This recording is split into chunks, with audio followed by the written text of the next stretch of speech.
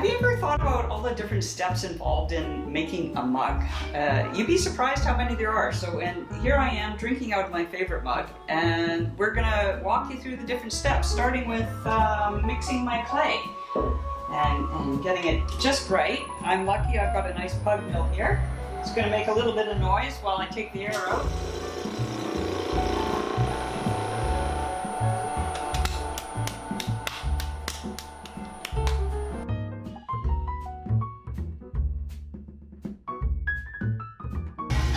First we need to center the clay, make sure it's not wiggling all over the place. Now I'm making the first hole and down, stopping about 1/4 of an inch before the bottom, and maybe 1/4 of an inch to 1/2 an inch, not quite.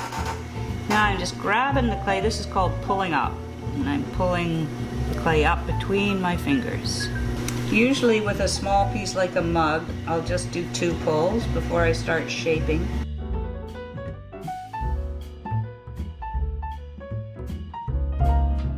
I've got a couple of different ribs I like to use for the final shaping here. Start out with my slightly curved one.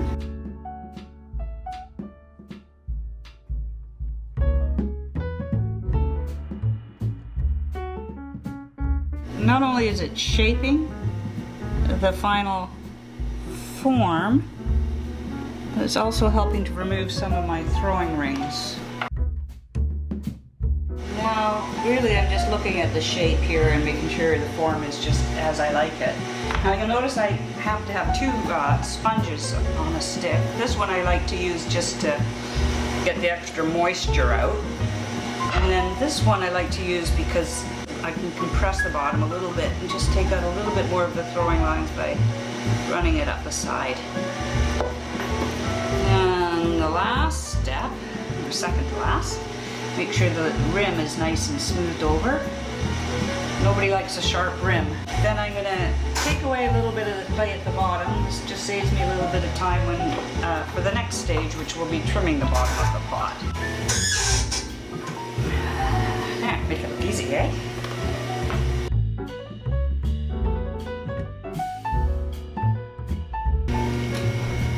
Okay, so now I'm going to trim the bottoms of the mugs. This tool that I'm using to hold the mug in place while I'm trimming it is called a Giffen grip. And the clay has to be still fairly wet, otherwise when you go to put your handle on, it'll crack in the drying stage. So you have to tread gently, so to speak.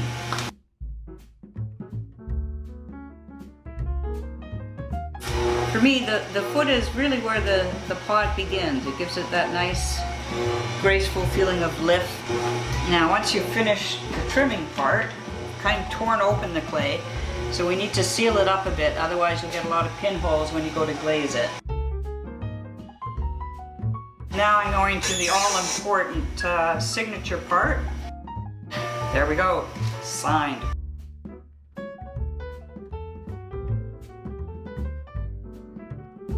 Alrighty, so now I'm going to show you how the magic happens. Make handles. I take a ball of clay, and I have my hand on a slight angle. I'm going to cut it like so, and that's my lug. I'm just going to make a little scratch mark, we call this scoring. Where I'm going to put the handle, and I've got a little bit of what we call magic water, which is a little blend.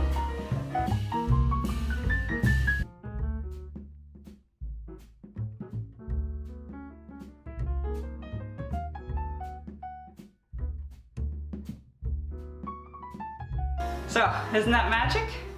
There you go, a handle.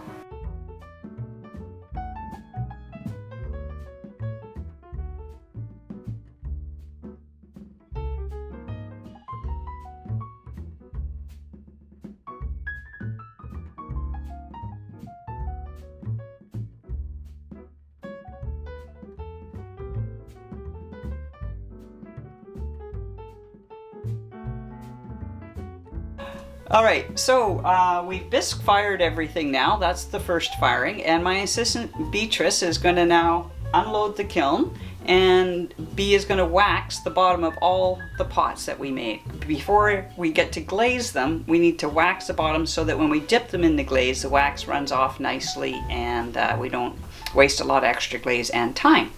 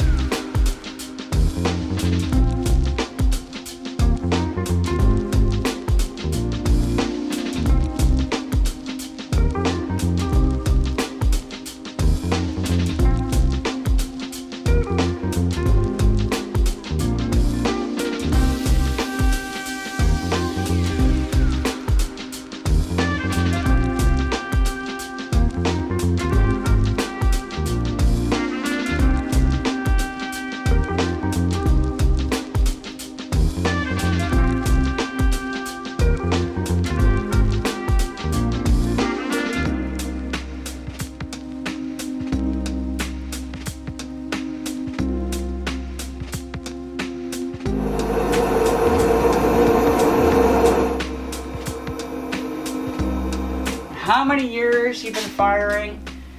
Opening the kiln is always a little bit like Christmas Day. It's always a good thing. Woo-hoo. And there we go, first look. So there we go. Now you know all the different steps involved in making a mug. There's quite a few, aren't there? From start to finish. That's our Hamada Rust with Nuka. This is the Nuka glaze over top where you saw us pouring an extra layer of glaze. That's this one over top of this one. All ready for your morning cup of coffee.